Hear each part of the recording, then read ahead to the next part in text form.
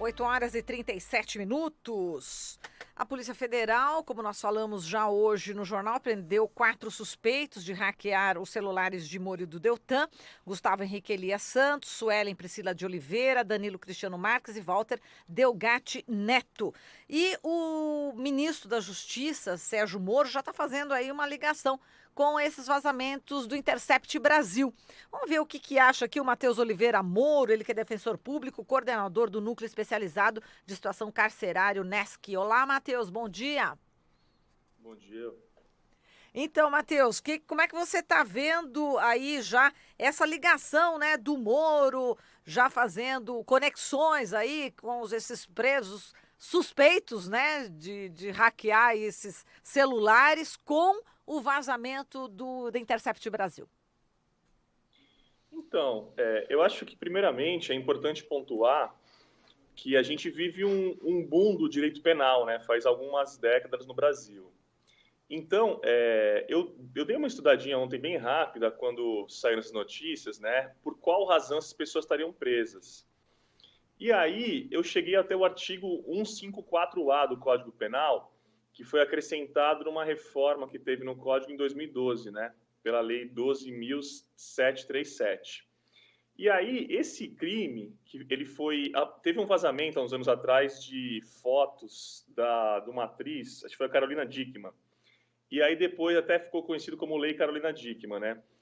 Que fala que seria crime, porque antes disso não haveria essa conduta, né? Seria crime invadir dispositivo informático alheio, conectado ou não à rede de computadores, mediante violação indevida de mecanismo de segurança, com o fim de obter, adulterar ou destruir dados, né? Então, assim, o primeiro ponto é o seguinte: eu não sei se essas pessoas que foram presas são pessoas primárias, reincidentes, mas é importante dizer que esse crime, ele não é um crime grave, né? É um crime que a gente chama de pequeno potencial ofensivo. A pena seria de 3 meses a 1 ano. Então, assim, para esse tipo de conduta, você pode ter uma transação penal, uma suspensão condicional do processo ou ainda assim uma condenação em regime aberto. Então, o primeiro ponto é o seguinte: a prisão dessas pessoas se justifica juridicamente? Não sei, talvez não. Eu acho que esse é o primeiro ponto. Em relação à tua pergunta, ou seja, em relação à ligação, essa repercussão que o Moro faz, ligação com o Intercept, é importante a gente ressaltar que a Constituição de 88, ela garante a liberdade de imprensa, a liberdade de cátedra, né? Então, até vinha ouvindo na rádio agora há pouco no carro, né? Falava-se um pouco da censura em relação à Ancine, né? Em relação a cinema, enfim, em relação à liberdade de imprensa, etc. Então, assim, o primeiro ponto é o seguinte: a gente não pode querer fazer como está fazendo Sérgio Moro, alguns parlamentares ligados a partidos políticos da direita, da extrema-direita, de querer criminalizar jornalistas, né, e de querer impedir a liberdade de comunicação, de manifestação do pensamento, enfim, liberdade de imprensa. Eu acho que esse é um ponto importante, né? Exato. Matheus. Joyce Hasselman, né, que também fez essa ligação. Pois é.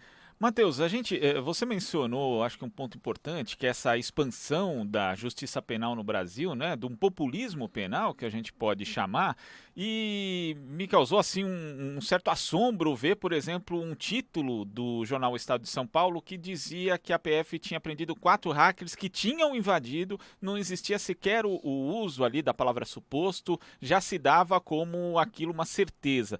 E aí o ministro Sérgio Moro depois tuita o seguinte: parabenizo a Polícia Federal pela investigação do grupo de hackers, assim como a MPF e a Justiça Federal.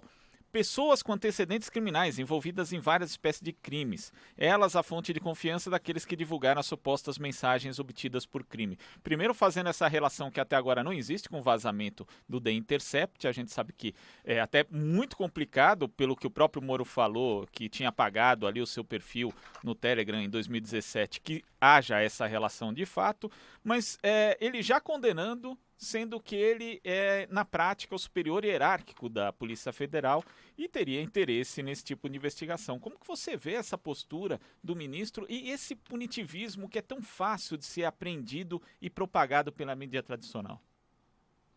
Em relação ao punitivismo, o que é importante dizer? Por exemplo, a gente teve uma divulgação na semana passada do CNJ, o Conselho Nacional de Justiça, e a gente chegou ao número que no Brasil existem 812 mil pessoas presas. Tá? E aí faltam números, salvo engano, do estado de São Paulo e de um segundo estado, não sei se é o Rio de Janeiro ou o Rio Grande do Sul, mas enfim. Só em São Paulo, pelo número de 2016 do Infopem, existem 240 mil pessoas presas, aproximadamente 40 milhões de habitantes no estado. Ou seja, aproximadamente a cada 180 paulistas, um está preso. É muita gente. Não se investe em educação, não se investe em moradia, não se investe em saúde, mas se investe em armazenamento de corpos descartáveis, vamos dizer assim, né? Ou aqueles corpos que não são, vamos dizer assim, úteis para a sociedade de consumo, eles estão sendo armazenados. É um pouco aquela reflexão que a escravidão não acabou, só mudou de nome. Em relação à tua reflexão em relação ao Sérgio Moro, ao ministro da Justiça, o que é importante dizer?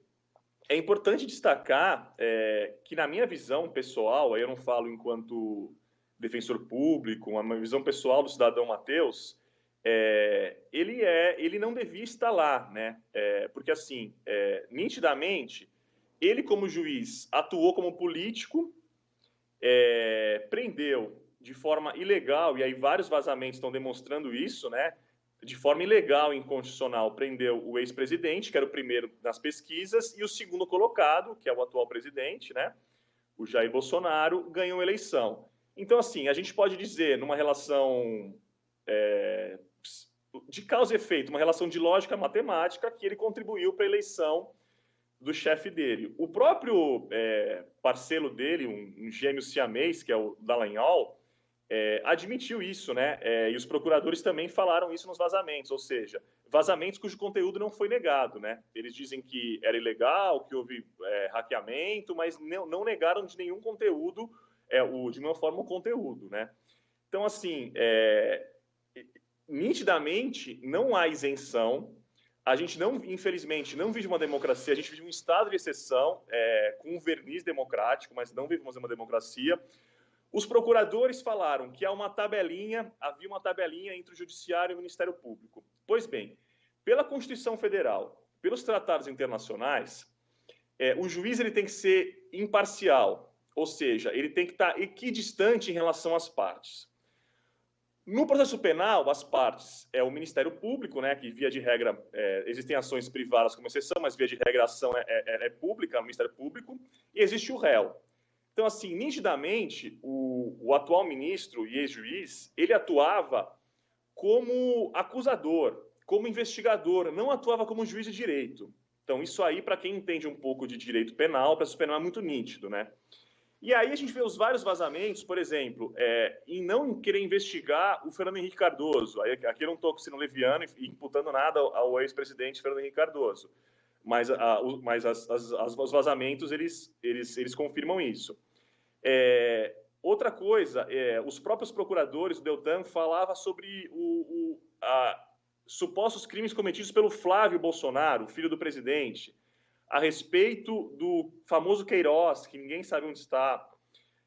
Aí, mais grave que tudo isso, não sei se existe algo mais grave, né? Parece que a gente está vivendo uma comédia, uma tragédia, mas enfim, o Deltan sugere que o Sérgio Moro desvie dinheiro público que estava sobre o poder ali da 13ª Vara, ou seja, eles estavam combinando de cometer um crime de peculato. Então, assim, ele sugeriu a troca de uma procuradora, que seria uma boa profissional, mas que não iria bem em audiências. Ele sugeriu que não recebesse uma denúncia para acrescentar uma prova para o dia seguinte. Eu não sei se é o 12º ou 13º capítulo, já que chegou os vazamentos do Intercept, e aí juntamente com Renato Azevedo, Veja, Band News, Folha, enfim. Então, assim, o caso é tão grave que eu não confio em nada do que o ministro Sérgio fale. Eu não sei vocês, mas eu não consigo confiar em nada do que ele fala. A gente vive a era da pós-verdade. É uma guerra de discursos em que a Constituição ela é rasgada. A gente não precisa mais de militares. A gente tem o Ministério Público e o Judiciário, infelizmente. Se a gente lê a Constituição Federal, e eu até fico um pouco empolgado com isso, meio nervoso, meio descontente, mas é um absurdo a gente lê a Constituição, a gente vê que o Ministério Público deveria ser o guardião da Constituição, assim como o Judiciário, o guardião da democracia, dos princípios republicanos. E a gente vê o Judiciário e o Ministério Público brasileiros jogando a nossa democracia no lixo, uma jovem democracia sendo jogada no lixo. Enfim, pessoal, muito triste. E, Matheus, você viu que o advogado do Gustavo Elias Santos, né, o DJ lá de Araraquara, afirmou que o seu cliente ouviu de outros 4 presos pela PF, Walter Degatti Neto, de 30 anos, que a intenção era vender ao PT as mensagens hackeadas do celular do ministro da Justiça. Disse que o Gustavo não sabe se o material foi negociado e afirmou que o cliente não teve envolvimento com a suposta invasão. Ele ouviu, né? Como é que você está vendo também essa informação que já está sendo veiculada?